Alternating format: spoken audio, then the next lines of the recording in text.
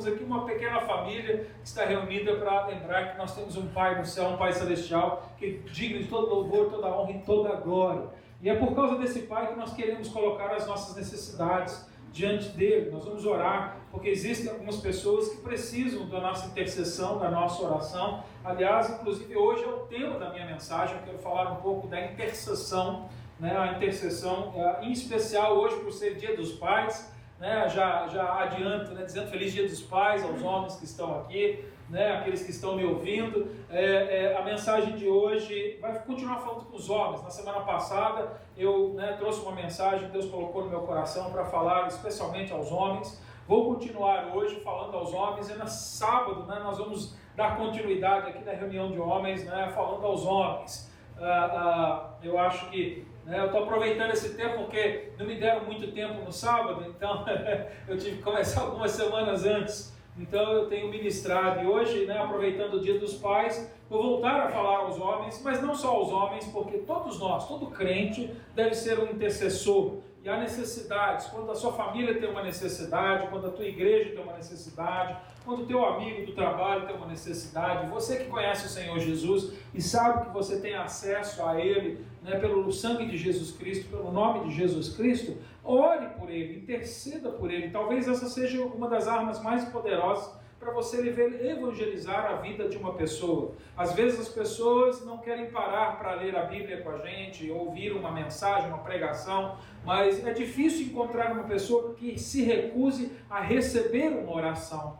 E você talvez possa começar a abrir a porta do coração dele, orando, dessa pessoa, orando por ela, intercedendo por ela. A oração, ela tem poder. O meu pastor, que já é falecido, ele dizia, que oração e caldo de galinha nunca é demais, sempre faz bem para todo mundo. É assim, quando a gente está enfermo no hospital, o que eles dão para a gente? Canja de galinha, é uma comida que sustenta, que resolve o nosso problema, e nunca é demais. Na verdade, e assim é a oração, é o nosso alimento, é o nosso sustento, e nós devemos dar abundantemente às pessoas. E nós vamos orar agora pelas pessoas que estão enfermas, que estão precisando de oração. A Radassa, a netinha da irmã Rose, ela está enferma, com muita febre já há alguns dias, ela está pedindo oração, nós vamos orar por ela. Nós vamos continuar orando pela irmã Dora. A irmã Dora não tem estado muito presente com a gente, porque elas têm trabalhado nessa luta que ela tem tido contra o câncer, na verdade, e às vezes ela está bem, às vezes ela está mal. Nós queremos continuar orando para que Deus a sustente, independente das circunstâncias que ela esteja vivendo. Nós também queremos pedir pela irmã Natália, essa irmã lá do Queens, a filha dela, a Vicky, está aqui com a gente, é membro do nosso grupo de jovens. E assim que ela recebeu a notícia, algumas semanas atrás, de um câncer, ela ligou para mim, para conversar comigo. Nós temos orado pela vida dela. A irmã Adja, que também saiu de um câncer, graças a Deus, obteve a vitória. Hoje está lutando com outros problemas de saúde, mas nós vamos estar orando pela vida dela, que é assim, Adja? A gente na nossa cidade, Adja? Acaba um, começa outro, Um irmão falou que é igual carro velho, toda hora tem que trocar uma peça, a gente é assim. Bom é ser jovem,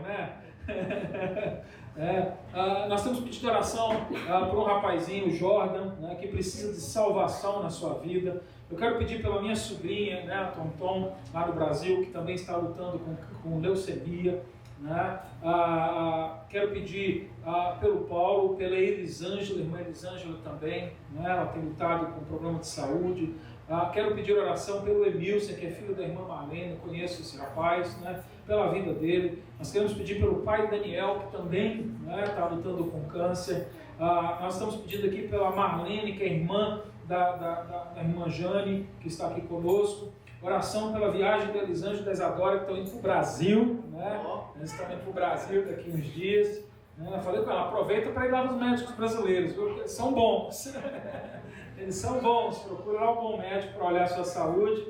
Mas vamos orar pela viagem das duas, que vão estar visitando a família, seus irmãos queridos. E se alguém não compartilhou comigo a sua oração, nós queremos que você coloque a sua necessidade diante de Deus. Porque você não precisa de um intermediário, eu não sou um intermediário. Eu só estou trazendo à igreja os pedidos de oração para que todos nós oremos, porque o Senhor Jesus, com o seu sangue, abriu a todos aqueles que creem no nome de Jesus o acesso para que nós pudéssemos falar ao nosso Pai diretamente, sem a necessidade de um padre, de um sacerdote, de um pastor intermediário no meio, para que as nossas orações cheguem a Deus. Não, a sua oração, ela chega diretamente a Deus pelo sangue de Jesus Cristo. E recebi mais um pedido aqui também pela saúde do Paulo, nosso diácono Paulo. Então que nós orássemos por isso, amém? Então vamos orar como igreja. Eu convido você a ficar de pé neste momento para você me ajudar a interceder pela vida dessas pessoas. Você faz a sua própria oração, ou em voz alta, ou em silêncio, assim como você sentir no seu coração, mas eu queria que você orasse junto comigo pelos pedidos, para aquelas pessoas que você se lembrar nesse momento, pela sua família, pela sua própria vida. Pai, em nome de Jesus, como igreja, hoje nós estamos reunidos e, em primeiro lugar, Senhor, nós queremos dizer que Tu és o nosso Deus e Tu és digno de louvor, de honra e de glória, Senhor, porque não há um outro Deus como Ti, Senhor, e é por isso que hoje, Senhor, nós estamos diante de Ti com humildade nos nossos corações, clamando pela Tua misericórdia, pelo Teu amor, pela Tua graça, Deus Pai. Senhor, Pai querido, seja o Teu nome levado a esta cidade, Senhor. Nós pedimos para que Teu Evangelho avance, Senhor. Nós lembramos dos nossos irmãos que estão viajando, estão distantes, e pedimos pela segurança deles. Pedimos para que eles possam ser luz, Senhor, e possam dar um bom testemunho cristão, Senhor, na vida das pessoas que estão ao seu redor, até mesmo nesse momento de descontração, Senhor, e descanso. Deus Pai, nós oramos, Senhor, Pai querido, também pedindo pelas nossas cidades, pelos nossos países, Senhor, pela América, pelo Brasil, pela Espanha, pela Honduras, Senhor, pelo El Salvador, Deus Pai, Senhor, tantos países representados aqui no nosso meio, Portugal, Deus Pai, que estas nações, Senhor, possam, Senhor, abrir as portas para o Teu Evangelho, que, Senhor, os missionários ao redor deste mundo, Senhor, declarem a Tua palavra. Nós oramos pelos missionários, Senhor, pelo irmão Paulo, Senhor, em Moçambique, Senhor, pelo Casé e a sua família, Deus Pai, agora aqui em Massachusetts, Pai. Nós oramos pelos nossos irmãos no Senegal, Senhor, Pai querido. Nós pedimos, Senhor, Pai querido, que o Senhor continue, Senhor, levando a Tua mensagem ao redor deste mundo. E neste momento, Senhor, Pai querido, nós que agora Te conhecemos, pedimos pela Tua misericórdia, intercedemos pelos nossos irmãos que estão fragilizados por causa de um problema de saúde, por causa, Senhor, de uma debilidade, Senhor, até mesmo espiritual, Deus Pai, que o Senhor os fortaleça pelo Espírito, que o Senhor dê, Senhor, sobre eles a saúde e a abundância de vida, Deus Pai, Senhor, Pai, principalmente da vida espiritual, mas tenha misericórdia também, Senhor, sobre a sua vida física. Por isso clamamos, Senhor, Pai querido, pelo restabelecimento da saúde dos nossos irmãos, que aqui citamos, Deus Pai, que cada um deles possa receber das Tuas mãos a provisão que o Senhor tem para cada um, para que haja louvor, honra e glória ao Teu nome, que o Senhor traga, Senhor, o alento, o alívio, Senhor, que o Senhor ajude aqueles que precisam de salvação neste momento, Deus Pai, que o Senhor possa quebrantar os corações para reconhecerem os seus pecados e, ouvindo a Tua palavra, creem no Teu nome, Deus Pai, Senhor. Nós oramos, Senhor, pela vida.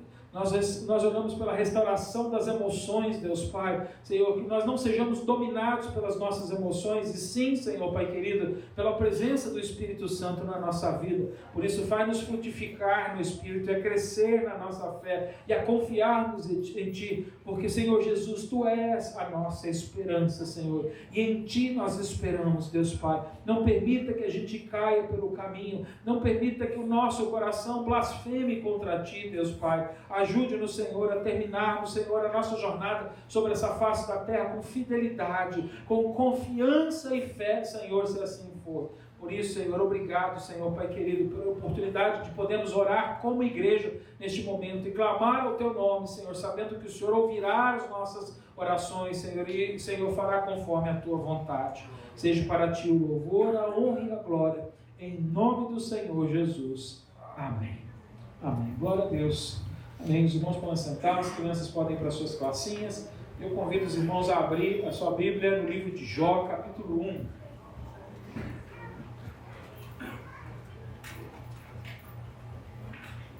Na semana que vem eu reassumo, eu continuo a minha mensagem no livro de Isaías, E aí continua no capítulo 33 de Isaías, onde nós paramos, mas hoje eu quero compartilhar no livro de Jó, capítulo 1, do versículo 1 ao versículo 5. Acho que nós vamos aprender um pouquinho aqui, né? Gabriel, fica pronto aí, com o vídeo preparado, por favor. Hoje eu vou mostrar um pequeno vídeo, né? Vou lembrar os irmãos, né? Principalmente os mais antigos aqui, de uma música que provavelmente você ouviu muito na sua juventude, né? Não é uma música evangélica cristã, mas era uma música com um conteúdo bastante interessante e aqui na América fez muito sucesso. E na época, né, em 1974, né, 1974, eu tinha apenas 4 anos de idade. Essa música, né, ela tomou o primeiro lugar das paradas de sucesso aqui na América. E naquele tempo ainda se produzia boas músicas, mesmo que não por músicos cristãos.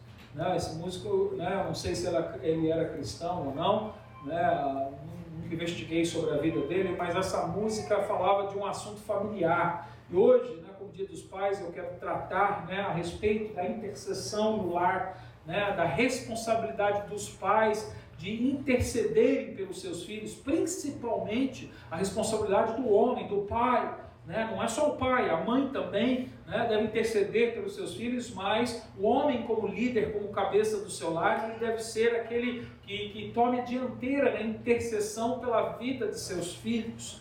Vocês que são jovens, já aprendam agora, porque o dia que vocês formarem uma família, vocês, né, já têm que ter aprendido a ser um intercessor. Aliás, eu conheço muita gente que orava pelos seus filhos antes mesmo de ter se casado ou ter uma namorada ainda. Nós devemos ser intercessores e já orar pela vida. Se você deseja um dia ter filhos, já comece a orar pela vida do seu filho.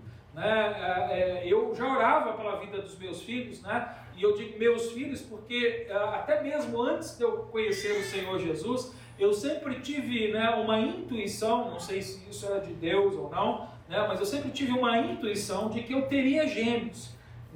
Inclusive quando eu pedi a Priscila em namoro, eu não pedi ela em namoro, eu pedi ela em casamento, em namoro, em tudo. O primeiro encontro que nós tivemos, eu falei, olha, eu já tenho idade, eu tinha 30 anos de idade, eu não quero ficar enrolando ninguém, eu conheço agora o Evangelho de Jesus Cristo, então é o seguinte, você quer namorar comigo? Nós vamos casar dia 6 de abril, já cheguei com o plano pronto, do data do casamento, e eu me lembro que eu disse, no dia que eu sentei pela primeira vez, para me encontrar com ela, para pedir ela em namoro. Eu falei, essa mulher vai sair correndo daqui achando que eu sou doido. Ele disse para ela, nós vamos ter filhos, serão gêmeos, homem e mulher, chamarão Ana e Samuel.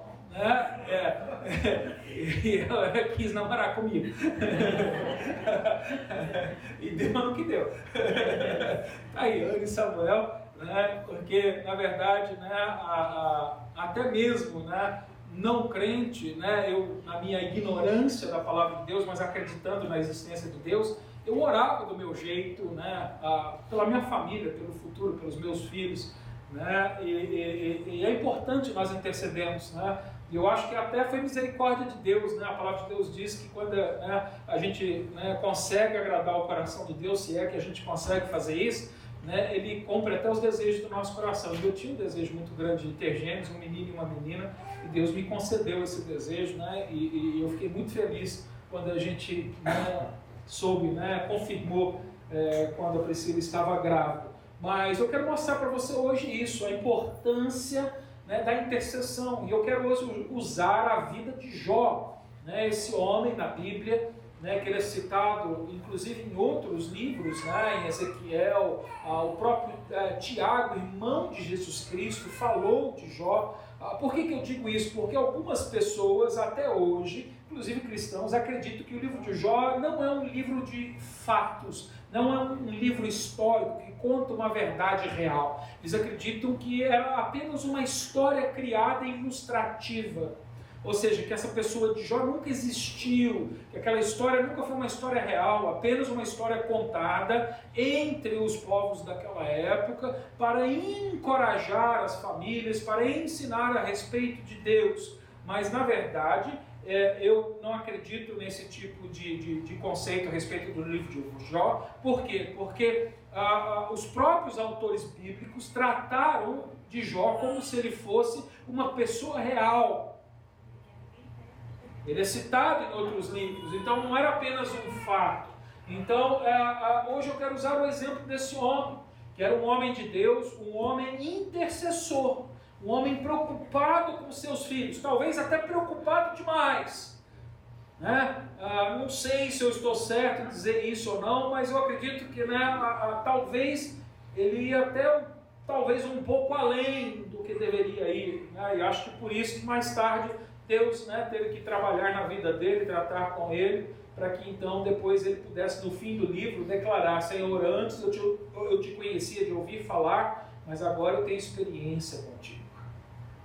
Ou seja, ele tem uma nova relação com Deus, apesar de sempre ter crido em Deus. Então hoje eu quero falar desse homem para que os homens daqui da nossa igreja, principalmente aqueles que já são pais ou aqueles que vão ser pais, que eles possam. Se você não é pai, nunca foi pai, você pode ser pai, porque a palavra de Deus diz que na igreja nós somos uma família, e você pode ter muitos filhos na fé, e a palavra de Deus diz que quando a gente chega na igreja, às vezes a gente perde o nosso pai carnal, porque eles nos rejeitam por causa do evangelho de Jesus, mas a palavra de Deus diz para a gente ficar tranquilo, porque quando a gente chega na igreja, se a gente perder o nosso pai da carne, a gente ganha muitos pais na fé. Então todos aqui podem ser pais na fé, inclusive as mães podem ser pais na fé de outras pessoas. Então essa palavra é para todos nós. Jó capítulo 1, versículo 1 ao versículo 5, a palavra de Deus diz assim: havia um homem na terra de Uz, cujo nome era Jó, homem íntegro, reto, temente a Deus e que se desviava do mal. Nasceram-lhe 7 filhos e 3 filhas. Possuía 7.000 ovelhas, 3.000 camelos, 500 juntas de bois e 500 jumentas. Era também muito numeroso o pessoal ao seu serviço, de maneira que este homem era o maior de todos os do Oriente. Seus filhos iam às casas uns dos outros e faziam banquetes, cada um por sua vez, e mandavam convidar as suas 3 irmãs a comerem e beberem com eles. Decorrido o turno de dias de seus banquetes, chamava Jó os seus filhos e os santificava. Levantava-se de madrugada e oferecia holocausto segundo o número de todos eles, pois dizia: talvez tenham pecado os meus filhos e blasfemado contra Deus em seu coração. Assim fazia Jó continuamente. Pai, em nome de Jesus, diante da Tua palavra, mais uma vez eu oro, e hoje eu peço, Senhor Pai querido, que pelo Espírito Santo de Deus eu possa ser fiel e compartilhar a mensagem da palavra. Que nós possamos hoje aprender com o exemplo deste homem Jó, para nos tornarmos, Senhor Pai querido, pais, Senhor, intercessores dos nossos filhos. Pais que oram, que se preocupam com a vida espiritual e a vida eterna dos nossos filhos. Por isso, Senhor Pai querido, hoje quebra os nossos corações neste lugar. Dá-nos humildade, Senhor, para nos rendermos a Ti, para amarmos mais as nossas famílias, amarmos os nossos filhos na fé, amar a nossa igreja, a nossa comunidade, Deus Pai, para que nós possamos, Senhor Pai querido, sermos sacerdotes, Senhor, ao redor do mundo que está perdido, para que nós possamos, Senhor, levar o Teu Evangelho e encaminhar as pessoas até a Tua presença, pela salvação que há em Jesus Cristo.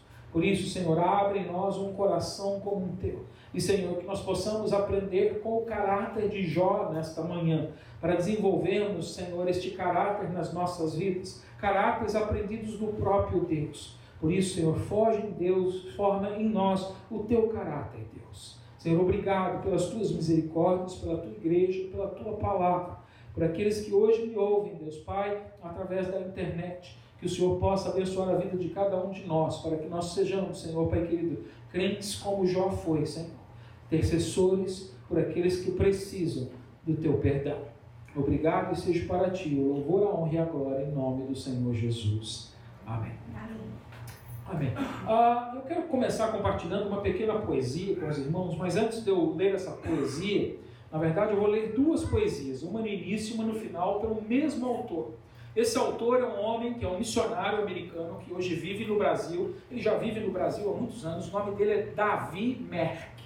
Eu até anotaria esse nome para você depois procurar na internet. porque ele é um homem muito sábio. Ele e a sua esposa Carol, eles tiveram 6 filhos, né, no Brasil, eles vivem lá há muitos anos, eles são professores do seminário Palavra da Vida em Atibaia, em São Paulo, né, e também são membros da igreja, da primeira igreja batista de Atibaia, como pastores auxiliares naquela igreja, e eles têm um canal de YouTube e uma página da internet que se chama Palavra e Família.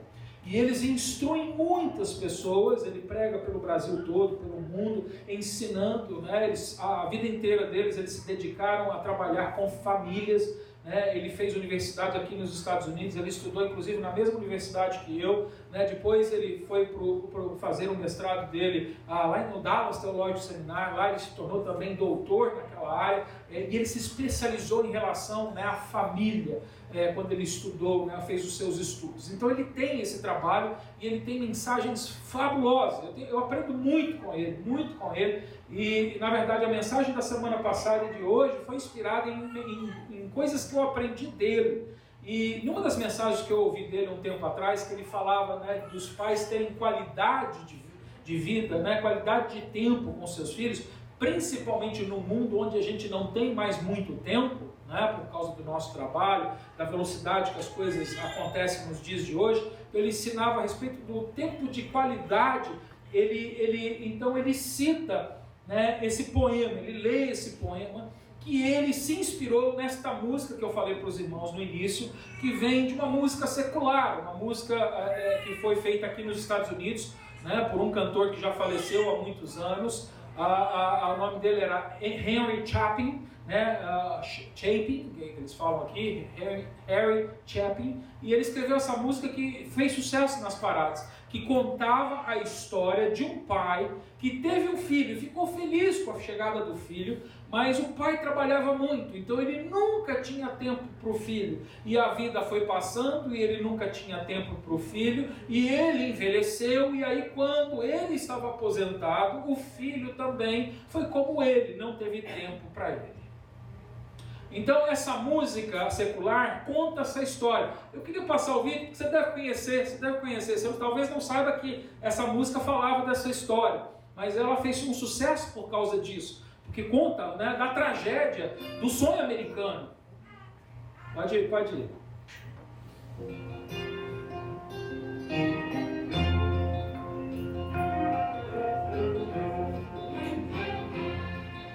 A child arrived just the other day. He came to the world in the usual way, but there were planes to catch and bills to pay. He learned to walk while I was away, and he was talking for I knew it, and as he grew, he'd say, I'm gonna be like you, Dad, you know I'm gonna be like you. And the cat's in the cradle and the silver spoon, little boy blue, the man on the phone. When you're coming home, Daddy, don't know when, but we'll get together then. You know we'll have a good time then.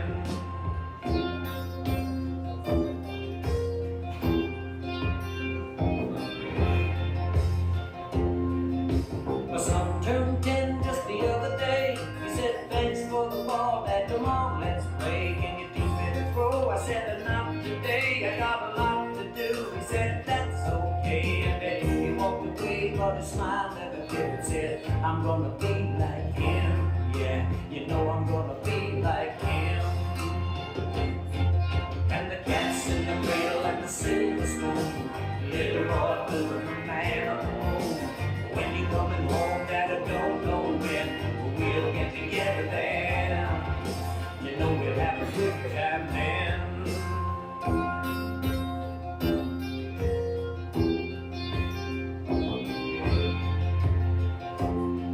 Well, he came from college just the other day. So much like a man, I just had to say, son, I'm proud of you. Can you sit for a while? He shook his head and he said with a smile, what I really like, Dad, is to borrow the car keys. See you later, can I have them, please? And the cat's in the cradle and the silver spoon. Little boy blue and the man on the moon.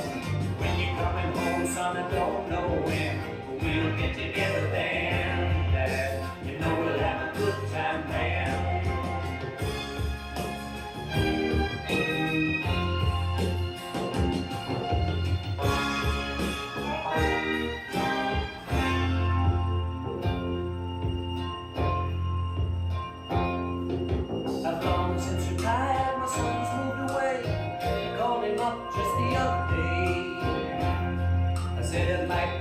you if you don't mind. He said, I'd love to, Dad, if I can find the time. You see, my new job's a hassle and the kids are the flu, but it's sure nice talking to you, Dad. It's been sure nice talking to you. And as I hung up the phone, it occurred to me, he'd grown up just like me. My boy was just like me.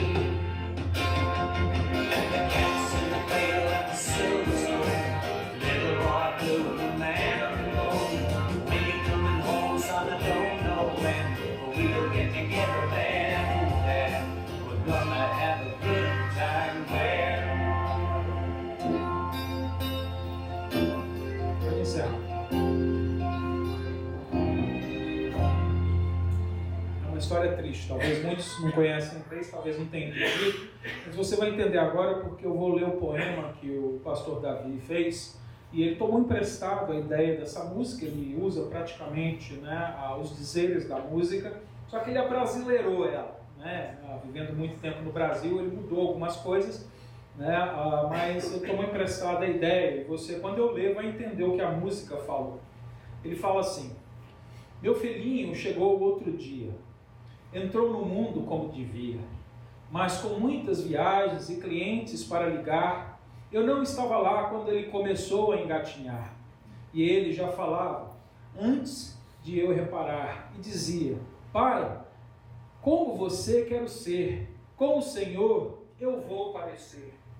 Nana neném e o sabão, 3 palavrinhas, cai, cai, balão. Quando volta para casa, filho, não sei não, mas encontraremos depois, filho. Nós nos divertiremos depois. Meu filho fez 10 anos o outro dia e disse, obrigado pela bola com tanta alegria. Vamos jogar, pai? Me ensina a chutar. Eu respondi, não hoje, eu tenho contas para pagar. Ele disse, tudo bem, e se afastou. O sorriso do seu rosto não apagou, dando a entender, e dizia, pai, como você quero ser, com o Senhor eu vou parecer. Nana neném e o sabão, 3 palavrinhas, cai, cai, balão. Quando volta para casa, filho, não sei não, mas encontraremos depois, filho. Nós nos divertiremos depois. Voltou da faculdade o outro dia, agora tão homem que quase não reconhecia. Senta ao meu lado, filho, fale, como vai? Mexeu a cabeça e disse, talvez mais tarde, pai. Será que posso emprestar o carro 1 hora?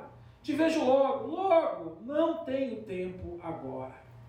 Quando volta para casa, filho, não sei não, mas encontraremos depois, pai. Nós nos divertiremos depois. Faz tempo já que eu me aposentei. Eu liguei para o meu filho, faz tempo, eu sei. Eu disse, gostaria de ver você, filhão. Ele respondeu, legal, pai, mas agora não. Estou atrasado, o emprego me dá dor, mas como foi bom conversar com o Senhor. E ao devolver o telefone me ocorreu, parece igual a mim, meu filho cresceu, meu filho é igual a mim. Nana neném e o sabão, 3 palavrinhas, cai, cai, balão. Quando volta para casa, pai, não sei não, mas encontraremos depois, pai. Nós nos divertiremos depois.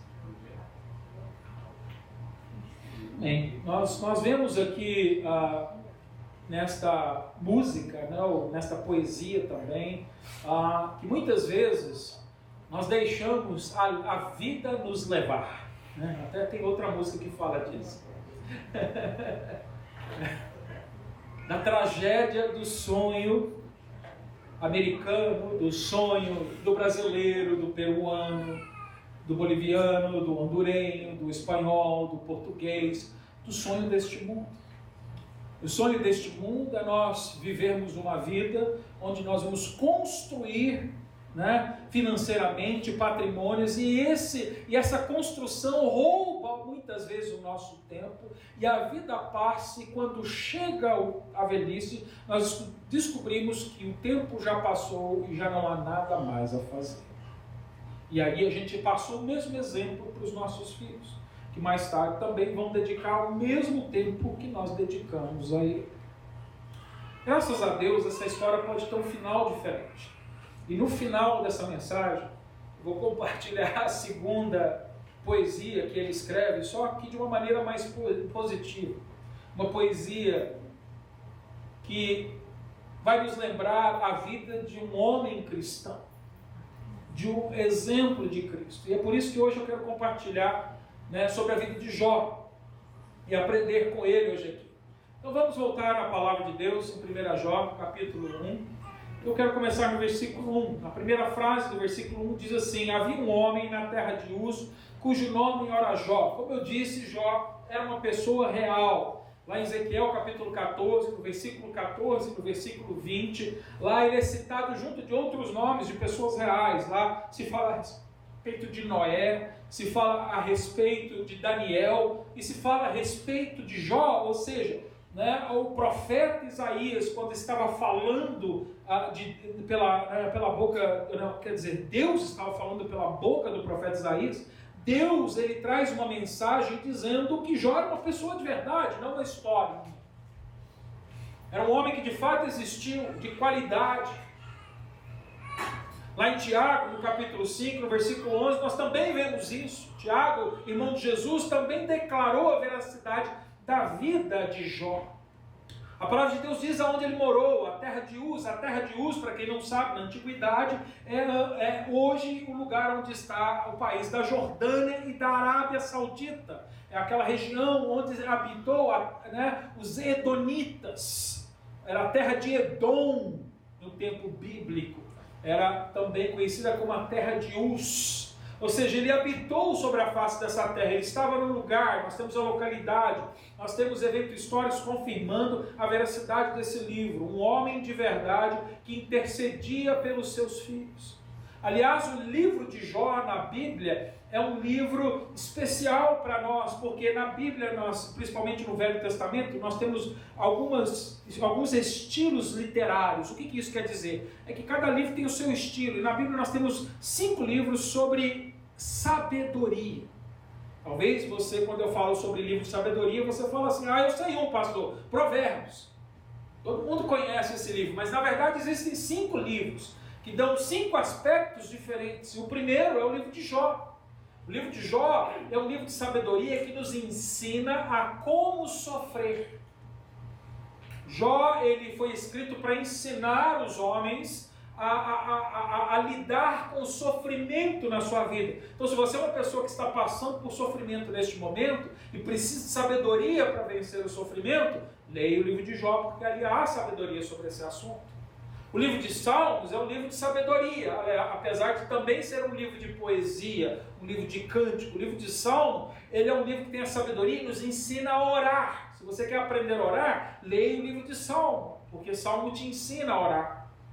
O outro livro de sabedoria é o livro de Provérbios, que é um livro que nos ensina como agir, porque se eu orar eu tenho que agir. E o livro de Provérbios mostra as ações. Se você não sabe como agir, leia o livro de Provérbios, que ele vai te ensinar como agir com sabedoria. O livro de Eclesiastes é o 4º livro que nos ensina sobre sabedoria, e é o livro que nos ensina de como desfrutar da vida.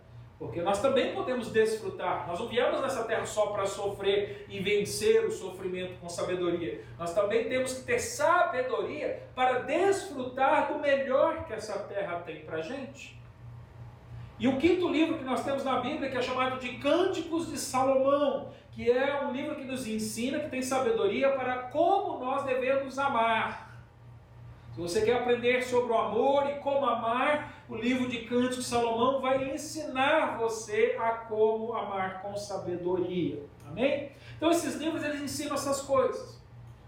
A segunda frase do versículo 1, continuando, diz assim: que Jó era um homem íntegro e reto, temente a Deus e que se desviava do mal.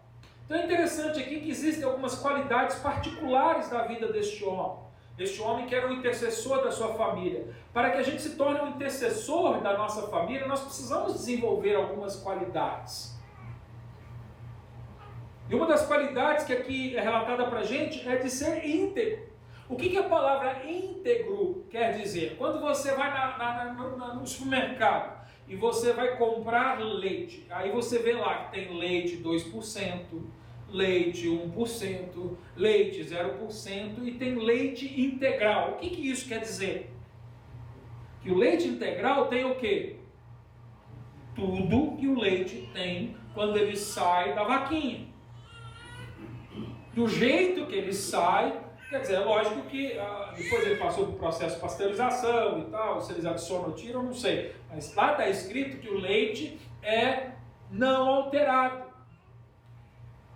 Integral significa que está inteiro, completo.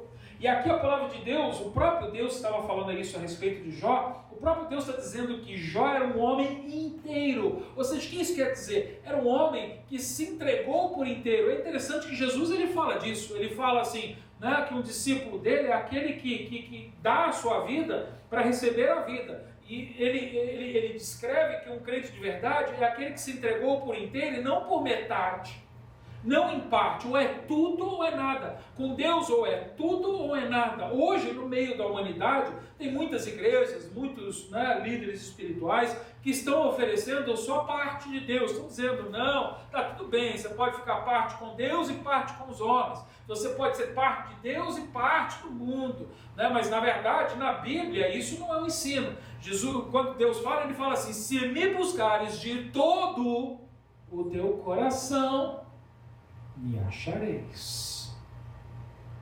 Ou é tudo ou é nada, porque para Deus, os seus discípulos, os seus filhos, os crentes de verdade, são aqueles que são íntegros, são inteiros, são completos. Se você tem vivido a sua vida negociando com os dois lados, você aqui tem uma pista de que você ainda não é dele, porque com ele diz, ou é tudo ou é nada.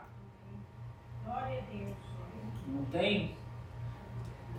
O crente precisa ter essa característica, integridade. Você, pai de família, se você quiser ver fruto espiritual dentro do seu lar, filhos crentes, salvos e indo para a eternidade, você tem que dar o exemplo. Você viu a música? O filho seguiu o exemplo do pai.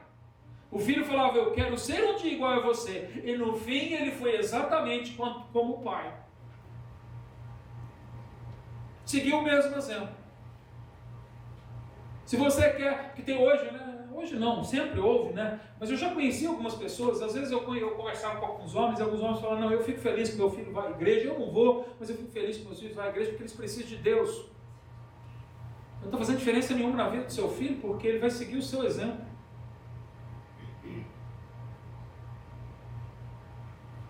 Se você quer que seu filho vá à igreja, vá primeiro.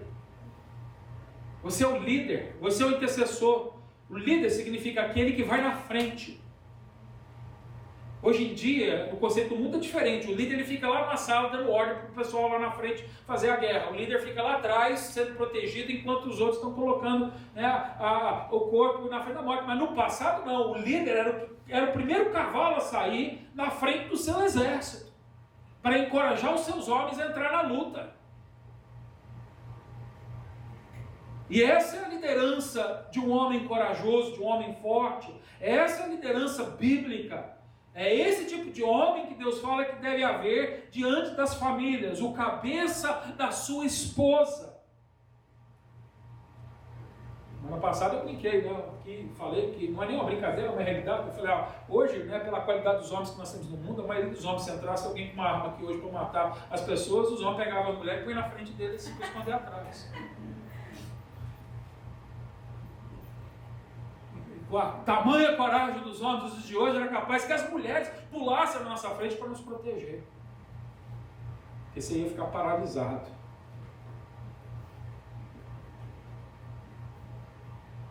Era um homem íntegro, mas ele não era só isso, ele era reto. A palavra de Deus diz que ele era reto. Reto é uma pessoa que é honesta, que é real, que é fiel, que obedece a Deus, é um bom marido, é um bom pai. Ele é reto porque ele foi justificado pela fé. Um homem reto não é só um homem que faz a coisa certa, não é um homem que só tem honestidade nos negócios. Um homem reto é aquele que colocou o seu coração torto diante de Deus, para que Deus endireitasse esse coração. É um homem arrependido, contrito, que reconhece o seu pecado e a sua necessidade de um Salvador. É um homem que fala assim: eu não posso me justificar, mas eu me rendo àquele que me justifica. Um homem reto é um homem que tem Jesus Cristo na sua vida. Um homem reto não é um homem honesto apenas, é um homem honesto que tem Jesus como Senhor e Salvador da sua vida. É um homem que ouve e obedece às palavras de Jesus Cristo.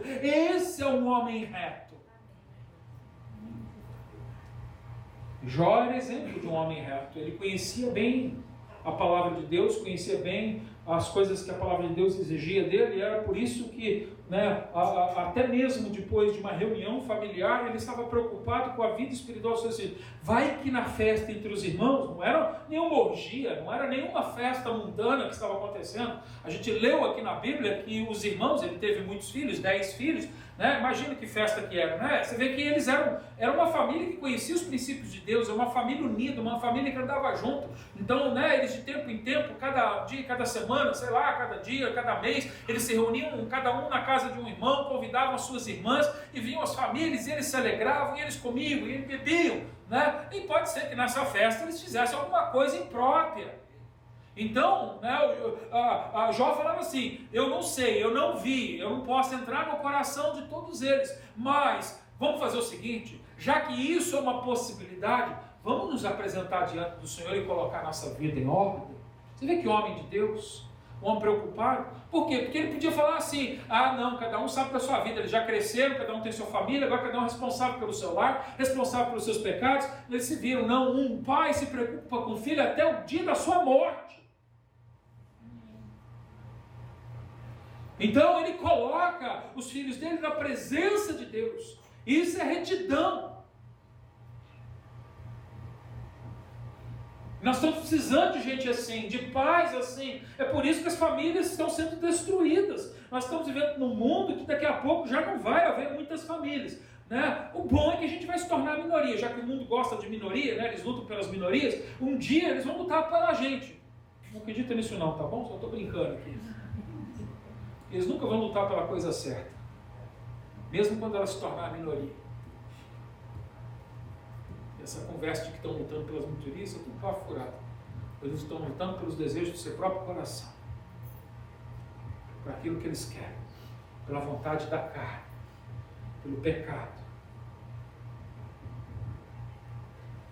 E é por isso que é importante a igreja ensinar essas verdades, nós nos prepararmos, nós desenvolvermos essas habilidades no meio das nossas famílias.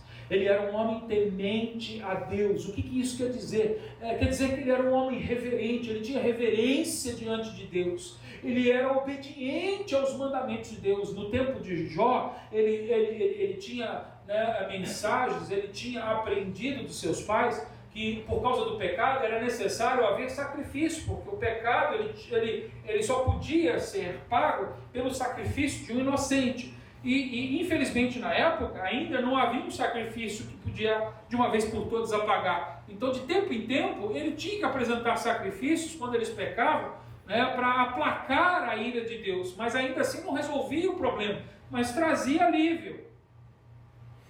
Porque só Jesus pode fazer isso de uma vez por todas. Mas aquele homem, obedecendo os mandamentos e as leis de Deus, ele já praticava aquilo que Deus mandava, porque ser temente a Deus é isso, é dar ouvido a Deus, obedecer e fazer na vida prática. Era um homem adorador, era um homem que adorava a Deus nas suas ações. Nós vamos ver isso daqui a pouco na vida. Era um homem que era exemplo nos negócios, era exemplo na sociedade, era exemplo dentro do seu lar, era exemplo em todo lugar que ele estava. Ele não era perfeito.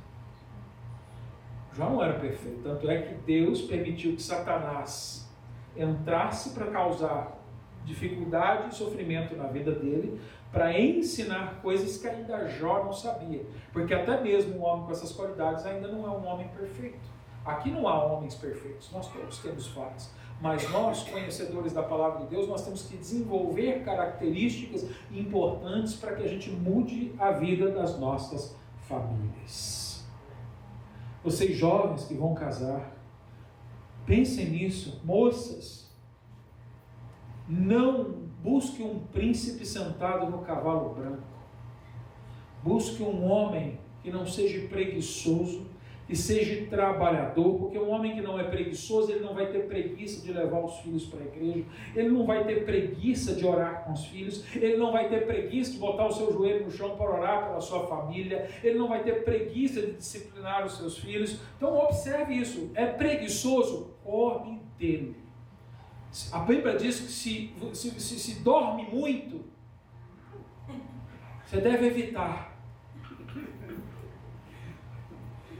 Não sou eu que estou dizendo, não é o pastor Marcos, é a Bíblia que diz isso lá em Provérbios. Eu não falei que o livro de Provérbios é um livro de sabedoria? Se você quer sabedoria, a Bíblia diz, uma pessoa que dorme muito, ela vai empobrecer. Né? E se os pais e a mãe têm filho que estão dormindo até hoje, né, depois de velho, até tarde, o problema não é o menino, o problema foram os pais que não disciplinaram ou educaram. A culpa não é do menino, porque ele não é mais menino. Ele deixou de ser menino quando ele tinha 6, 7, 8 anos de idade. Quando ele se tornou um rapaz, você tinha que ter educado e ensinado a ele a se tornar um homem, você não fez, então ele continua agindo como menino. Menino precisa dormir, menino tem que dormir de tarde, não vai quando é bebezinho, né? Ali, ó, tá dormindo, tá no tempo certinho. Deixa ele dormir, mano. Mas daqui uns anos, se começar a querer dormir demais, tira da cama, para não criar um preguiçoso.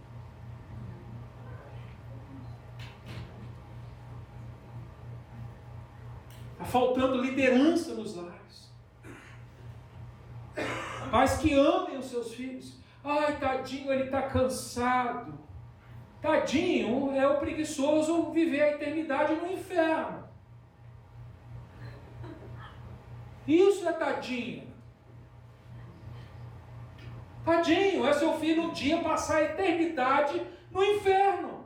Porque você não o disciplinou, não o ensinou a se tornar um homem, uma mulher de Deus, trabalhadora, que cuida, que busca das coisas espirituais.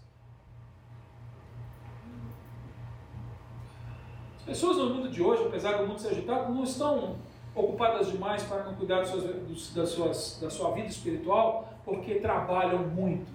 Não, é porque fomos ensinados a ser preguiçosos.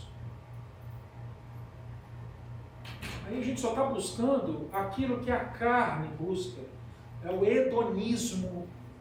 O que é hedonismo? É a cultura de cultuar o prazer. Pode ser assistindo Netflix, pode ser tirando muitas férias, pode ser só fazendo hobbies.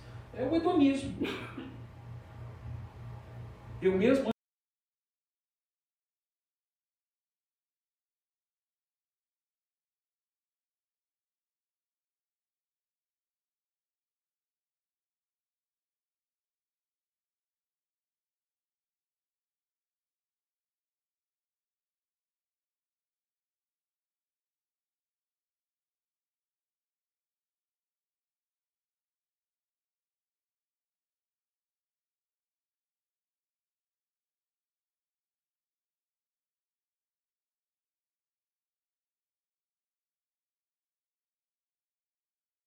E olha só, e a última qualidade que diz aqui é que ele se desviava do mal. Olha só que interessante. Ele não é que ele não fazia o mal, ele se desviava do mal. Se ele estivesse próximo de alguma maldade, ele se desviava. Né? O que isso quer dizer? Que ele era um homem santo. A palavra santo diz que ele era separado, ele se separou. Ele era obediente aos mandamentos de Deus. Ele amava a Deus com a sua vida. Era isso que ele fazia. Ele tinha domínio próprio.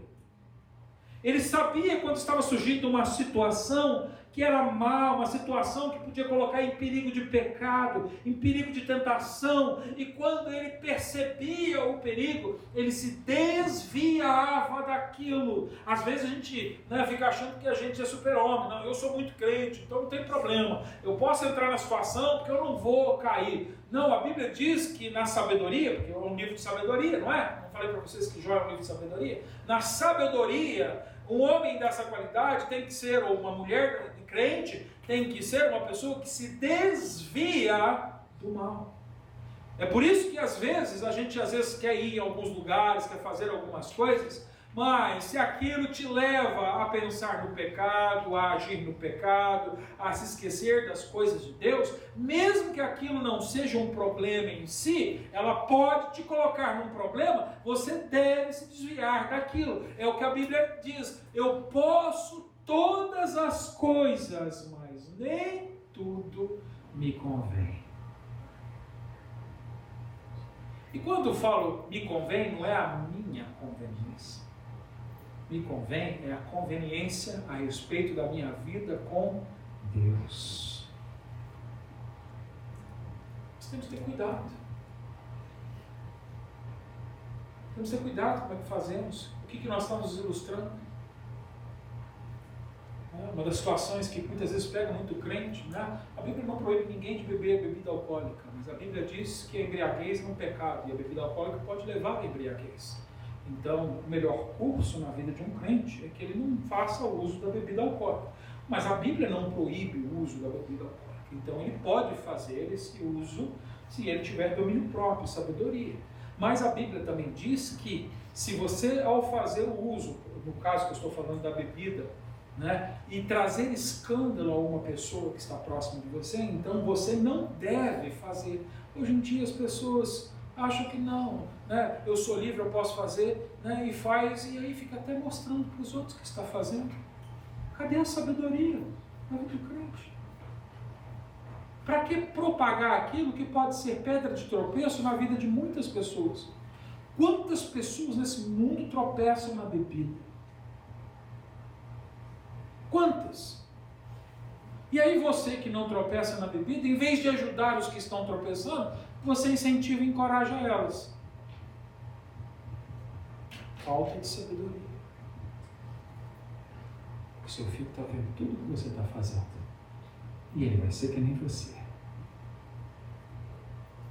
Nós precisamos olhar para a palavra de Deus, nos espelharmos nessa palavra para que a gente possa mudar a próxima geração, mudar o mundo que está ao nosso redor. Nós queremos ver um mundo diferente, a gente diz que a gente quer ver um mundo convertido, um mundo salvo, a gente diz que a gente quer ver a igreja cheia, mas aí eu pergunto para os irmãos, nós estamos colocando em prática as coisas que nós já sabemos que temos que fazer? Porque isso sim vai mudar o mundo. Sabe por que as igrejas não estão cheias? Porque a maioria das pessoas não são hipócritas. Elas olham e falam assim: para que eu vou lá na igreja? Ele vive que nem eu vivo, ele faz o que eu faço, ele fala o que eu falo, ele pensa como eu penso.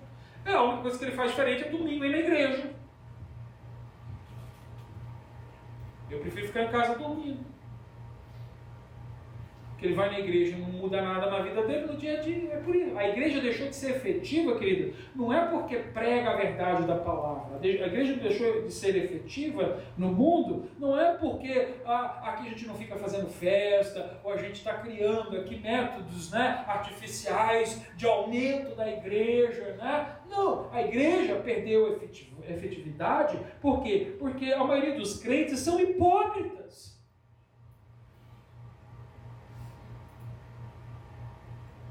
Dizem que são, mas vivem como se não fossem. Nós estamos precisando de homens, mulheres, que sejam como Jó, que se preocupem, que entendam a realidade da vida eterna e da morte eterna. E Jó, ele tinha temor no coração, ele tinha medo. Olha o medo que esse homem tinha de perder os seus filhos, de permitir que um dos seus filhos fosse para o inferno. Esse homem, ele entendia a responsabilidade dele com o pai, que trouxe aqueles filhos ao mundo, e ele sabia que aquelas vidas eram preciosíssimas, e se ele não desse o exemplo correto, aqueles filhos poderiam passar uma eternidade no inferno. Por isso ele intercedia continuamente. Olha o versículo 3, olha para você ver que um homem como ele, um homem de Deus, uma mulher de Deus, um crente de verdade, como Deus abençoou. Olha só como esse homem era abençoado, versículo 3, né? A gente vê que, né, ele era aquilo tudo e por isso era um homem abençoado. Olha só, versículo 3, possuía 7.000 ovelhas, 3.000 camelos, 500 juntas de boi. Eu não sei nem quantos bois são numa junta. Alguém sabe quantas são numa junta de boi? Né? Sei lá, tinha 500 juntas. Juntas é mais de um. Né? É 2 bois? 2? Ah, então, não sabia disso. Né? Então tinha 1.000 bois, né? 500 juntas, eu tinha 1.000 bois. Boi, dá para fazer churrasco pelo resto da vida. Né? Vai comer picanha todo dia. né? 500 juntas de bois e 500 jumentas. Era também muito numeroso o pessoal ao seu serviço, de maneira que este homem era o maior de todos os do Oriente. Eu não fico surpreso de aprender que esse homem era um homem tão poderoso lá no Oriente, né? A Bíblia não diz que ele era o mais poderoso de todo mundo. Devia ter gente mais poderosa que ele no resto do mundo. Mas no Oriente, ele era um homem talvez mais rico, mais poderoso. Aqui a palavra não é rico, apesar de ele ter muitos bens. Aqui a palavra é poderoso, porque ele não tinha só riqueza material, ele tinha riqueza espiritual. Ele tinha caráter. Era um homem de boa reputação entre as pessoas da época. Ou seja, ele era rico diante dos homens, ele era respeitado diante dos homens. Eu vou mostrar isso para você daqui a pouco, no capítulo 29. Como Jó era um homem respeitado. Antes de lá, eu quero compartilhar alguns versículos para mostrar para você, porque eu sei que muitas vezes a gente vem para a igreja e a gente fala assim: eu quero ir na igreja porque eu quero viver uma vida abençoada, eu quero ser abençoado. Quem quer a bênção de Deus aqui? Alguém quer hoje? Amém. Então ouve o que a palavra de Deus diz. A palavra de Deus vai dizer quem vai ser abençoado.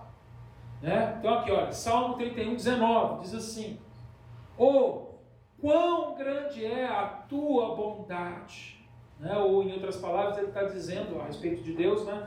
Como nós podemos ser tão abençoados por Deus. Quão grande é a tua bondade, que guardaste para os que te temem, e que tu mostrastes àqueles que em ti confiam, na presença dos filhos dos homens. Olha só quem são as pessoas que são abençoadas. Quem Deus derrama a sua bondade? Sobre a vida de quem? Aqueles que o temem e aqueles que confiam nele, diante dos outros. Porque é fácil eu entrar em casa e falar assim: eu confio em ti, em Deus. Aí a gente chega lá no trabalho, alguém fala assim: eu fiquei sabendo que você é crente. Você é crente mesmo, né? Não, você tem que ser crente em todo lugar e anunciar isso para o mundo mesmo.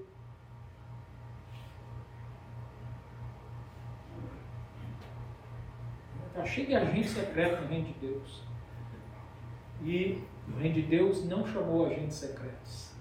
O reino de Deus chamou todo crente a pregar o Evangelho a toda criatura, a toda língua, a todas as nações desta terra. É para a gente realmente anunciar em voz alta quem nós somos e quem Jesus é. Nós temos que anunciar. Deuteronômio 30, versículo 16, continua dizendo: tem mais alguém que quer ser abençoado? Diminuiu. A pedreira está passando. Portanto, te ordeno hoje que ames o Senhor teu Deus e andes nos seus caminhos e que guarde os seus mandamentos e os seus estatutos e os seus juízos, para que vivas e te multipliques, e o Senhor teu Deus te abençoe na terra a qual passas a possuir. Vendo? É assim que você vai ser abençoado hoje aqui. Apocalipse, capítulo 1, versículo 3. Olha só o que ele diz lá em Apocalipse. Capítulo 1, versículo 3, ele diz: bem-aventurado, ou em outras palavras, essa palavra significa abençoado é, bem-aventurado é, abençoado é aqueles que leem e aqueles que ouvem as palavras da profecia e guardam as coisas nela escritas, pois o tempo está próximo. Você quer ser abençoado, querido? Leia e guarde o livro de Apocalipse no seu coração. Hoje tem muita gente na igreja que tem medo do livro de Apocalipse, que acha que o livro de Apocalipse está falando do futuro, então a gente nem deve estudar, aprender, que isso é relevante para a minha vida espiritual, porque está falando das coisas do futuro. Mas aqui Jesus, porque foi Jesus que deu esse livro, ele começa dizendo que nesse livro, que quando ele está falando da profecia aqui, ele não está falando de toda a Bíblia, ele está falando do livro de Apocalipse, aqui agora. Ele está dizendo: olha, abençoado é. Alguém quer ser abençoado aqui? Amém. Abençoado é aquele que lê e guarda as profecias deste. Qual é o livro? Livro. Apocalipse. Quer ser abençoado? Guarda Apocalipse no teu coração. Larga de bobagem. Fica com medo não, querido. Apocalipse é bênção na vida de um crente. É essencial para a sua bênção. Deixa de ser tolo, como o mundo tem sido tolo, e infelizmente tem trazido tolice no coração da igreja, que acredita que Apocalipse é irrelevante. Estudei aqui com os jovens o livro de Apocalipse, e alguns jovens não quiseram mais vir no culto dos jovens, falaram, não, quero estudar coisas relevantes, quero saber sobre namoro, quero saber dessas coisas. Você pode aprender muitas dessas coisas, mas a bênção vai vir através da profecia do livro de Apocalipse sobre a sua vida. Perder a bênção. Ganhar relevância, mas perder a bênção. Aqui. Versículo 4 e 5, volta na minha passagem. Estou chegando nos últimos versículos. Não no fim da minha mensagem. Semana passada eu preguei acho que 1h15. Hoje eu vou pegar umas 2h15, 2h30. Vocês comeram muito, todo mundo tomou café aqui, não precisa almoçar. Aí jejum o resto do dia. Comer do pão. Estou brincando. Mas o versículo 4 e o versículo 5 agora diz que esse homem, por ter esse caráter, por isso então ele também se tornou um pai intercessor. Que é o que eu tenho falado para os irmãos. E olha só, o versículo 4 diz: seus filhos iam às casas uns dos outros e faziam banquetes, cada um por sua vez, e mandavam convidar as suas 3 irmãs a comerem e a beberem com eles. A gente vê que era uma família unida, uma família que se reunia com frequência. Olha o versículo 5. Decorrido o turno dos dias de seus banquetes, chamava Jó os seus filhos. Ele não ia sozinho fazer isso. Ele chamava os filhos. Você vê, a liderança é essa. Ele põe os filhos juntos dele para viver a sua fé. Chamava os seus filhos e os santificava. Levantava-se de madrugada e oferecia holocausto segundo o número de todos eles, pois dizia: talvez tenham pecado os meus filhos e blasfemado contra Deus o seu coração. Assim o fazia Jó continuamente. Você vê que, olha que interessante, esses filhos já eram casados, tinham suas mulheres, tinham suas próprias casas, eles iam de casa em casa se reunir, mas quando o pai chamava, eles tinham que vir. Hoje o menino mora dentro de sua casa, mas é um custo para você poder levar ele para a igreja. Você é frouxo. Quem manda é ele, não é você.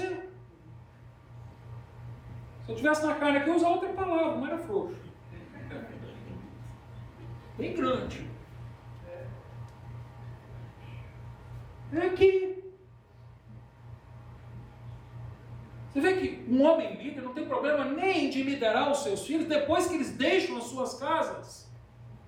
Eu recomendei para vocês, pastor Davi Merck, porque hoje eu vejo na vida dele, até hoje os seus filhos vêm, às vezes participam do programa dele que ele faz lá no YouTube. Todos eles são crentes, todos eles continuam seguindo o Senhor Jesus, todos eles aprenderam e eles respeitam o seu pai, eles honram os pais, porque aprenderam na palavra do Senhor. Maridos, pais hoje aqui, se tem filhos hoje crescidos, os filhos hoje já não estão mais nas igrejas, não seguem, por quê? Porque não fez o seu papel. Porque não assumiu a liderança da intercessão, porque não deu exemplo. Eu acredito que esses garotos, desde pequenininho, não tinha escolha, olha, tem que ir. Não, mas eu não quero saber se você não quer. Você vai. E aí os meninos cresceram e falaram: pai, agora eu preciso da minha vida. Quem sabe da sua vida é Deus, você vai. Olha, acordei. Isso aí, fica esperto, cara. Você vai. Fala mais baixo. Tem que ir. Seja exemplo. Seja líder. Seja homem. Nós estamos precisando dessa força. A literatura de sabedoria, que ela foi nos dada para ensinar como viver a vida. Esse livro, essas passagens, isso que eu estou mostrando para você, está te ensinando como viver a vida. As escrituras, elas nos ensinam aqui como Jó vivia, para que a gente possa aprender como nós devemos usar o exemplo de vida cristã na vida das nossas famílias. Ele mostra que o dia a dia da vida desse homem era assim, ele avaliava o que era bem, o que era mal, ele avaliava o bem-estar espiritual dos seus filhos. Porque ele temia Deus, ele sabia o que aconteceria com seus filhos se aqueles filhos não andassem nos caminhos do Senhor. E ele amava os seus filhos ao ponto de tê-los que enfrentar se necessário. Hoje os pais falam, não, deixa ele quietinho, eu amo tanto meu filho, deixa ele dormir o dia inteiro. Ai, tadinho, ele está cansado. Querido, deixa ele ficar cansado, ame ele, deixa ele descansar, ficar cansado mesmo, que é assim que cria casco duro, é assim que forma fibra.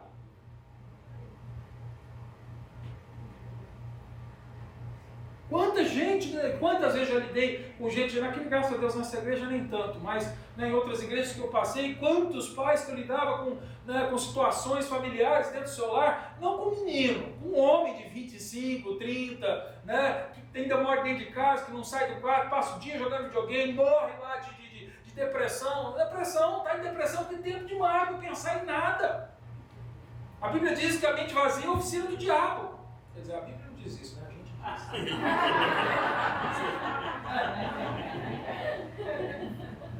Falar que a Bíblia não diz nada disso.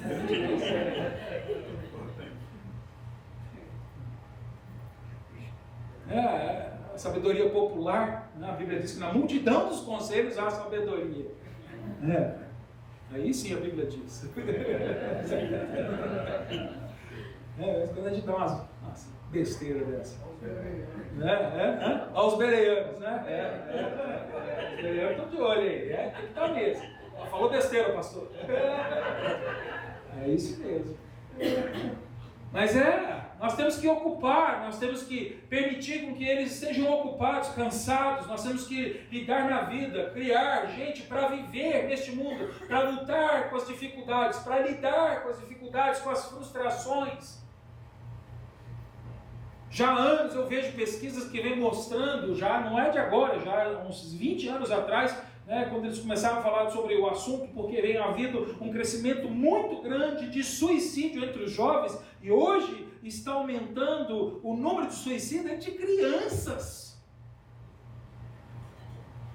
Isso era impensável no passado, uma criança pensar em suicídio.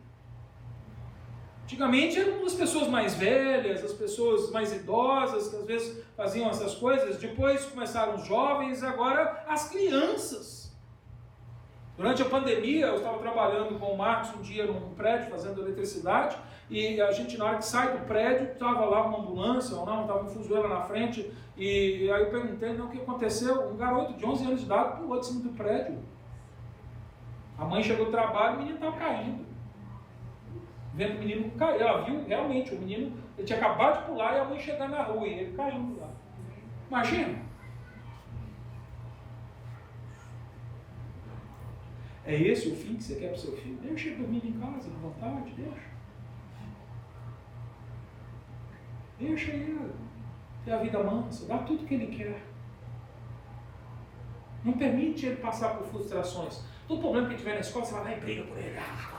Não, permite, meu filho, deixa isso. Deixa ele resolver o problema dele lá. Você tomar uns tapas na cara é bom, assim, ele bate também, dá. Você ensina em casa, olha, isso não é bom e tal. É isso. Acabou. Eu lembro quando eu era menino, uma vez tinha um rapaz grandão que ele não gostava de mim, eu era pequeno ainda, esse menino, toda vez que passava, eu judiava, o menino me chutava, me batia, por nada. Ele cismou comigo e eu virei o saco de pancada dele.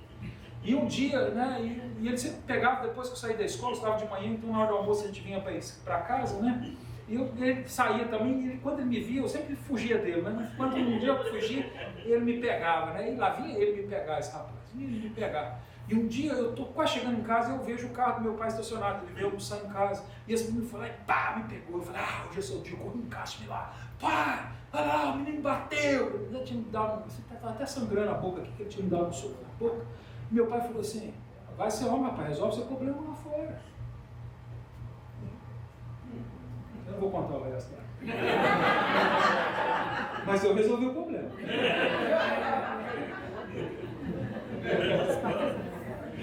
Não foi uma boa coisa, não é? Conta. Não.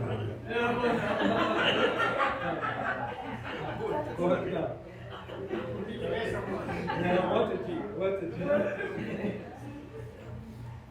Não foi boa coisa, mas resolveu. mas é aqui. Eu quero deixar com os irmãos algumas perguntas que nós precisamos nos fazer em relação às nossas famílias. Você não vai decorar essas perguntas, eles têm 10, mas se você lembrar de uma, 2 ou 3, eu tenho certeza que ela vai te ajudar. Nós devemos refletir e pensar no que estamos fazendo na vida do nosso lar. Primeira pergunta que nós deveríamos fazer para nós mesmos: nós oramos por nossos filhos ou por aqueles mais jovens que nós? Eles sabem que temos um relacionamento com Deus e Sua Palavra? Conversamos com eles sobre como tentamos andar com Deus, discutimos com eles quão difícil pode ser, às vezes, andar com Deus? Sabemos o suficiente sobre Deus para poder aplicar às situações cotidianas? Podemos ensinar nossos filhos como Deus nos ajudaria a lidar com tentação, o fracasso, o sucesso, as pessoas más, as pessoas gentis, as dificuldades que Deus permite em nossas vidas e sobre o favor contínuo que Ele nos concede? Compartilhamos como e por que chegar a certas convicções em nossas vidas? Nós fazemos com que amem as Escrituras? Podemos falar sobre pecado com os nossos filhos e ainda ter compaixão pelo pecador? Geralmente estamos interessados em como nossos filhos veem a vida através das lentes de Deus? Quando foi a última vez que demos nosso testemunho a uma criança e os convidamos para compartilhar o seu testemunho? São perguntas que eu acho que são importantes da gente fazer para que a gente possa desenvolver uma vida familiar. Depois você pode assistir isso no YouTube, anotar, eu posso depois, inclusive, pegar essas 10 perguntas que eu deixei para os irmãos e publicar junto do vídeo na nossa página da internet, para que você pense e reflita. A gente vê aqui que Jó, ele assumiu a liderança como sacerdote da sua família.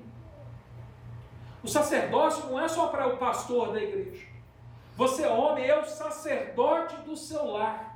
Você deve assumir a liderança espiritual para cuidar da sua família. Jó liderou por exemplo. Jó, ele exigia de si mesmo que ele fosse humilde, que ele desse um exemplo de graça de Deus na vida dos seus filhos. Nós vemos isso. Ele não estava lá julgando os filhos quando os chamavam a fazer sacrifício pelos pecados que talvez eles tivessem. Ele estava dando uma oportunidade deles lembrarem de que se eles se confessassem diante de Deus, eles teriam o perdão e a graça de Deus. Eles estavam ensinando a prática da confissão, da reflexão, para ver o estado do nosso coração. Porque nós, inclusive Jó, os seus filhos, os nossos filhos, somos pecadores, caídos, e temos que aprender a lidar com o nosso pecado. Nós precisamos de arrependimento diariamente. Nós precisamos do perdão de Deus. Olha para você ver como Jó era um homem que tinha boa reputação e dava o exemplo diante de todas as pessoas. Abre comigo no livro de Jó, capítulo 29. Capítulo 29. Vou ler do versículo 7 ao versículo 11. O versículo 7 ao versículo 11, aqui mostra para a gente como Jó era altamente respeitado aqui na sua própria comunidade. Ele era respeitado até por aquelas pessoas que não andavam com Deus.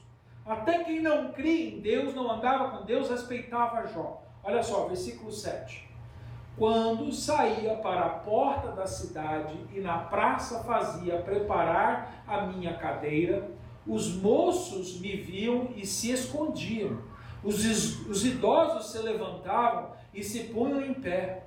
Os príncipes continham as suas palavras e punham a mão sobre a boca.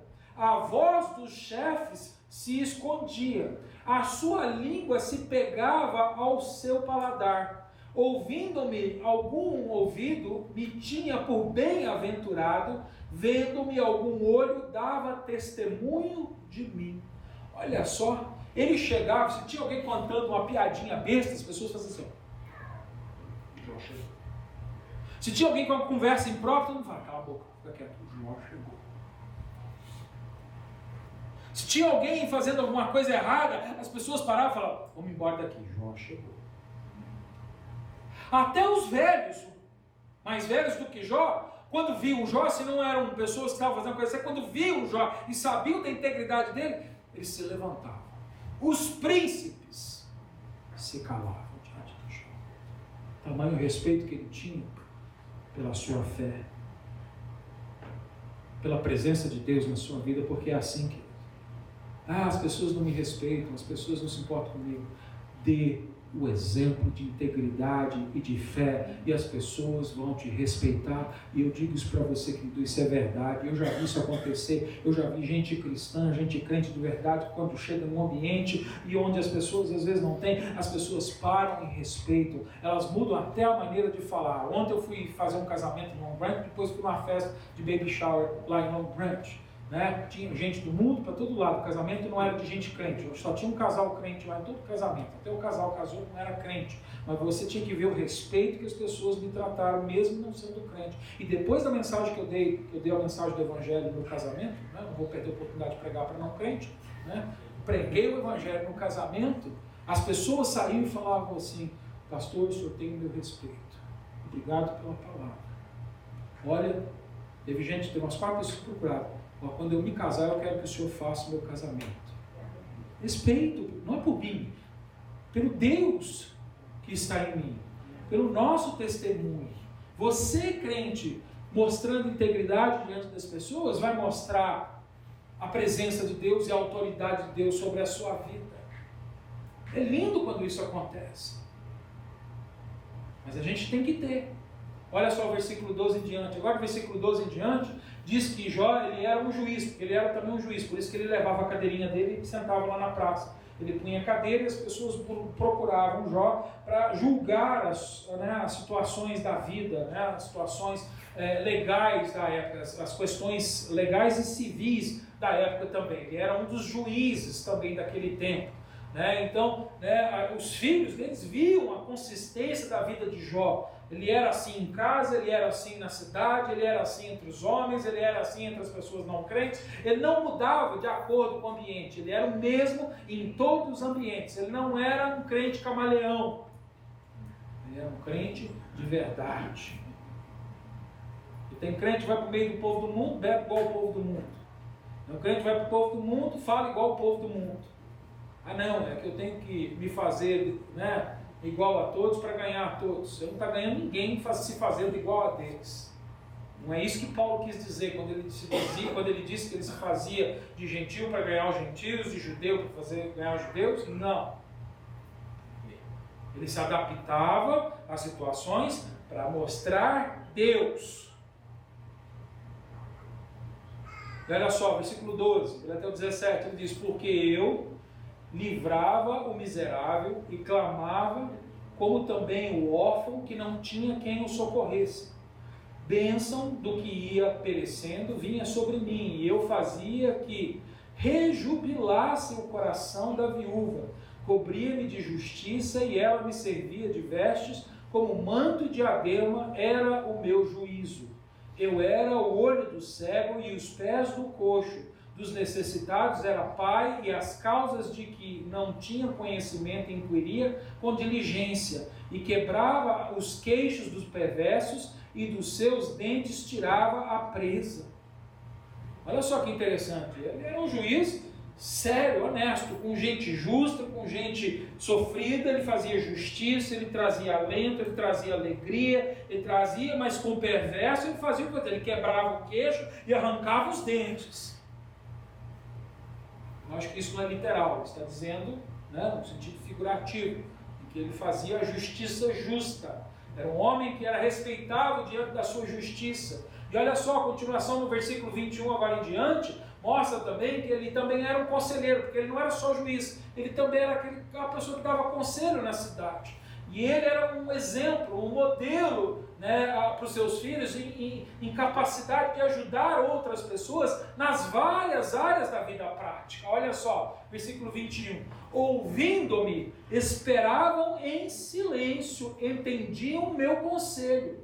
acabada a minha palavra, não replicavam. As minhas razões destilavam sobre eles, porque me esperavam como a chuva e abriam a boca como a chuva tardia.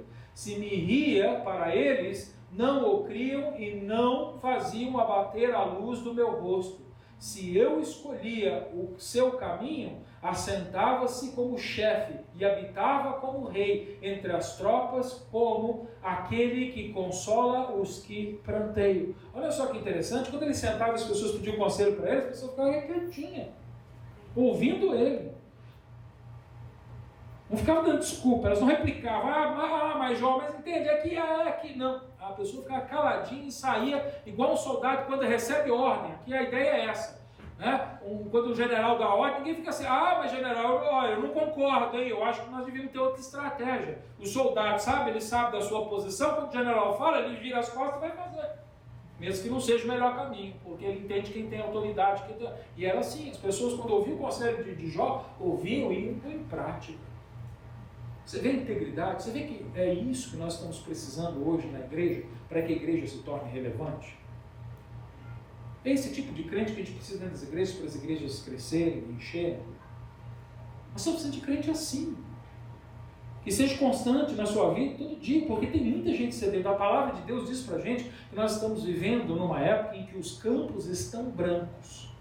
O problema da seara é que está faltando cearense. Aqui na igreja só tem um. Estou brincando. Está faltando o ceifeiro, né? Graças a Deus pela vida da irmã Jeane. É a única cearense nessa igreja. Semana que vem vai ter duas, né? Vai chegar mais um, está chegando o cearense. Né? É assim. Né? Mas o problema não é que não tem o que colher. O campo já está branco, pronto para a colheita. Está faltando quem vá colher. E sabe por que nós não estamos conseguindo colher? Porque não estamos indo com as ferramentas certas. Quem mexeu com a agricultura aqui? Quem que mexeu com a agricultura? Alguém mexeu com plantio, agricultura aqui na igreja? Você também? Eu não entendo muito não, mas eu sei que cada tipo de plantio deve ter uma maneira diferente de colher. Existem máquinas que talvez elas servam para colher um tipo de coisa, mas não servem para colher, estou certo? É assim? Né? Então, você tem que ir com a ferramenta certa. Né? A máquina, vou supor que eu não conheço, né? A máquina que colhe milho, acho que não serviria para colher tomate. Serviria? Não, ia destruir o tomate, né? Ia estragar. Eu imagino isso. Né? Eu não entendo nada, mas eu posso pensar um pouquinho e chegar a essa conclusão. Né? Então é assim, se você quer colher tomate, você tem que ir com a ferramenta adequada para colher tomate. E é isso, hoje a igreja tem sido ineficaz porque ela está indo para o campo com a ferramenta errada. Ela está indo fazer convite para a pessoa comer, ela está indo para a pessoa vir tomar cafezinho na igreja, ela está indo para as ruas para convidar ela para Deus resolver os problemas da vida dela, sentimental. A gente tem ido para as ruas para convidar as pessoas a pararem de sofrer, parem de sofrer. Fazer propaganda aí. Propaganda para o inferno. Pare de sofrer, vá para lá e vá para o inferno também. Né? Porque lá só te leva para o inferno. Né? É assim. Ou seja, a gente está indo com a ferramenta errada. E em vez da gente chegar nas pessoas e pregar o Evangelho de Jesus e dizer, olha só, você é um pecador. Lógico que a gente tem maneira certa de dizer, mas olha, você é um pecador e por causa disso eu também sou um pecador, nós precisamos de um Salvador. E o Salvador é Jesus Cristo. E por que Ele pode nos salvar? Porque Ele viveu sem pecado, morreu sem pecado e ressuscitou sem pecado. E hoje Ele vive. E através da vida dEle nós podemos ter vida nova. Em vez de mostrar a integridade do Evangelho, integridade de vida, porque às vezes a gente até prega a mensagem certa, mas a gente vive a vida errada. A gente tem a mensagem certa na nossa mente, mas a prática das nossas palavras, das nossas ações, das nossas escolhas são diferentes das palavras que temos na nossa mente. Ferramenta errada. Será, querido, que nós podemos produzir pureza no coração dos nossos filhos? Será que hoje nós vamos encontrar gente aqui dispostas, pais dispostos, mães, pais, dispostos a ser intercessor dos seus filhos, líderes espirituais do seu lar? Nós vamos usar a educação dos nossos filhos, perguntas como aquela que eu citei para os irmãos. Será que um pai que intercede pelos seus filhos hoje pode ir além somente da oração? Porque às vezes a gente tem a ideia errada de que intercessão é oração. Não. Existe um tipo de oração que é a intercessão. Mas intercessão é mais do que apenas oração. Até hoje, muito crente acredita que interceder é simplesmente parar para orar. Mas você hoje viu aqui o que é um pai intercessor. O que é um pai intercessor? É alguém que ora pelos seus filhos. É um pai que educa os seus filhos. É um pai que ensina. É um pai que corrige. É um pai que tem tempo de amor. É um pai que disciplina. É um pai que dá exemplo de vida com Deus. É um pai que dedica tempo aos seus filhos. Isso é ser um intercessor. Tem muita gente aqui que tem feito apenas uma parte. Ah, pastor, eu oro de dia e de noite. Então eu vou falar, oro então só de manhã e uso o resto do dia para fazer as outras coisas que faz parte da intercessão. Você precisa liderar. Se teu menino hoje tem mais de 18 anos, é hora de você dar uma de jogador de futebol. Chutar ele para frente. Um homem de 18 anos tem que estar trabalhando, senão vai se tornar um vagabundo.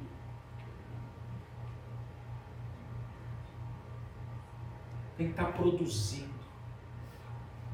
Devia começar antes, mas depois do 18. Não, pastor, eu quero que ele estude. Isso, que bom, que ele estude e trabalhe. Porque o trabalho não vai impedir ele de estudar e não vai matá-lo. Vai fazer dele um homem valente, forte, produtivo, um bom marido e um futuro bom pai. Chuta ele para frente. Leva ele. Os meninos e as meninas.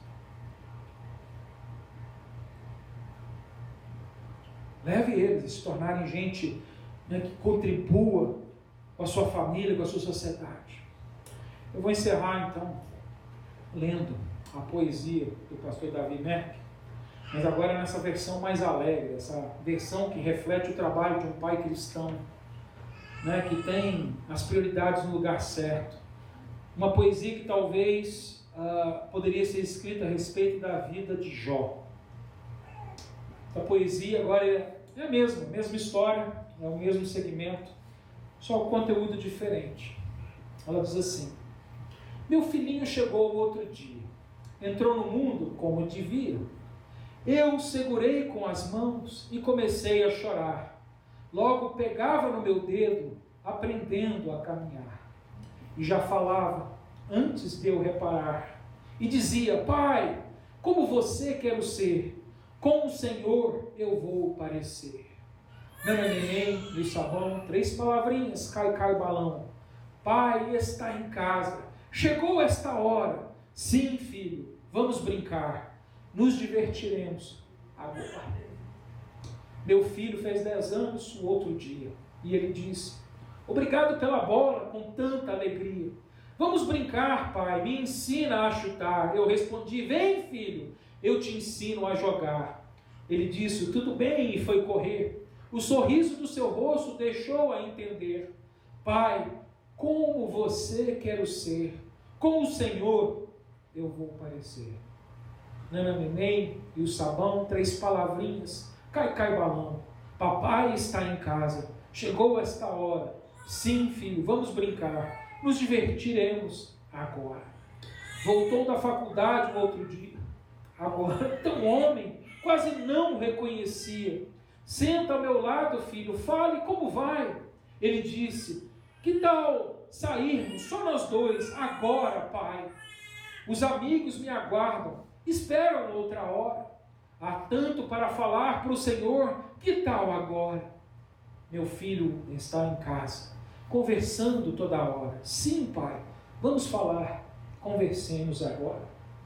Faz tempo, já que eu me aposentei, Eu liguei para ele, que mora perto, eu sei.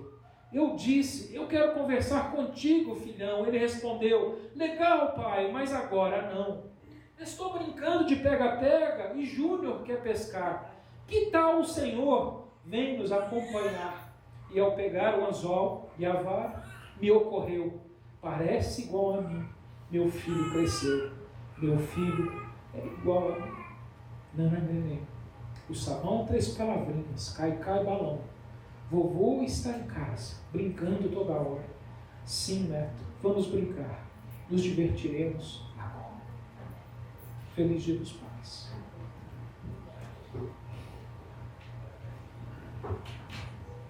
Senhor Deus Pais, Deus Pai, nós precisamos neste momento, Senhor, de um coração novo, um coração arrependido, Senhor, de tomarmos a responsabilidade de governarmos os nossos lares e sermos os pais dos nossos filhos.